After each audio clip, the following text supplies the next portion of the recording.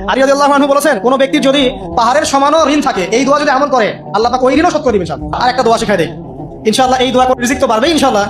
আপনার যত ঋণ আছে ইনশাআল্লাহ আল্লাহ পাক শোধ করে দিবেন। বিশ্বাস করলেন না? এই দোয়া শিখাই দিচ্ছি, এজন্য আমাকে হাদিয়া দেওয়া দরকার, স্পেশালি আমাকে এখন হাদিয়া দেওয়া দরকার। এটা গুরুত্বপূর্ণ দোয়া শিখাই দিচ্ছি। আলী রাদিয়াল্লাহু আনহু বলেছেন, কোন ব্যক্তির যদি পাহাড়ের সমানও ঋণ থাকে, এই দোয়া যদি আমল করে আল্লাহ পাক ওই ঋণও শোধ করে দিবেন ইনশাআল্লাহ। আর ঋণ কেমন জানেন?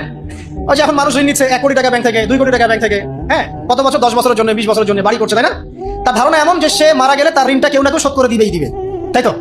আর আল্লাহ রাসূল কি বলছেন দেখেন, একজন মারা গেছেন, নবী সাল্লাল্লাহু আলাইহি ওয়াসাল্লামের সময় একজন মারা গেছেন। তো নবী করিম সাল্লাল্লাহু আলাইহি ওয়াসাল্লাম বলছেন, এই ব্যক্তির কি কোনো ঋণ আছে?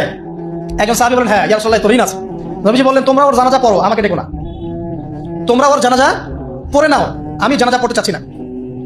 আমি এখন কেমন করে আপনাকে বুঝাবো ঋণ কত ভয়ঙ্কর জিনিস? আপনি যে ব্যাংক থেকে 3-4 কোটি টাকা লোন নিয়ে রাখছেন, লাখ লাখ টাকা লোন নিয়ে বসে আছেন, দিব্যি সুখে বসে আছেন, এমন চিন্তা যে আপনার মৌত হবে না। আর নবী সাল্লাল্লাহু আলাইহি ওয়াসাল্লামের সময় একজন মারা যাচ্ছেন, তিনি বলছেন তোমরা জানাজা পড়ে নাও, আমি জানাজা পড়তে চাচ্ছি না। মানে ঋণগ্রস্ত ব্যক্তি জানাজাও তিনি পড়তেন না। তারপর একজন এসে বললেন, ইয়া রাসূলুল্লাহ, আমি তার ঋণ শোধ করে দিব, তার যা ঋণ আছে আমি শোধ করে দিব। তখন নবী এসে জানাজা পড়লেন সাল্লাল্লাহু আলাইহি ওয়াসাল্লাম। তো আপনার এই কোটি কোটি টাকা ঋণ শোধ করার লোক তো রেডি আছে নাকি? আছে না? সমস্যা নেই, আপনার জানাজা পড়া হবে, কারণ হুজুরকে আপনি 5,000 টাকা দিবেন, হুজুর জানাজা পড়াই দিবেন, সমস্যা নেই।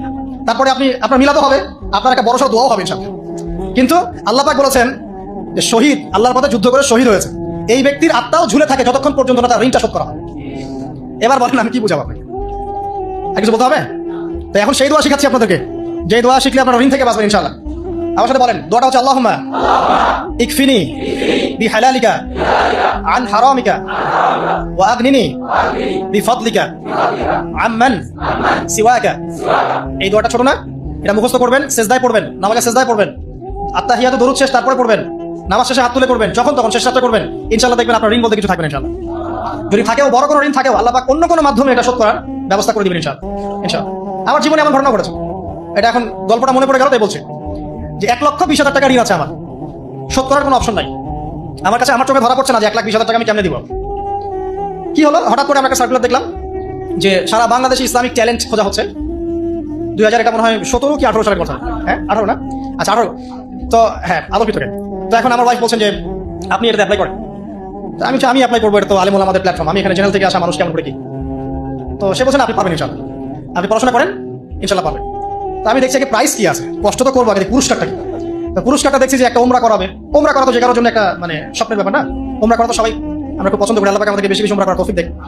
আর লেখা আছে যে ফার্স্ট প্রাইস 3 লাখ টাকা, second prize 2 lakh, third price হচ্ছে 1 লাখ টাকা। তো সেটা আচ্ছা ঠিক আছে। তারপর টানা 4 কি 5 মাস দৈনিক 10 থেকে 12 ঘন্টা করে পড়েছি। টানা 4 থেকে 5 মাস দৈনিক 10 থেকে 12 ঘন্টা, নাওয়া খাওয়া সব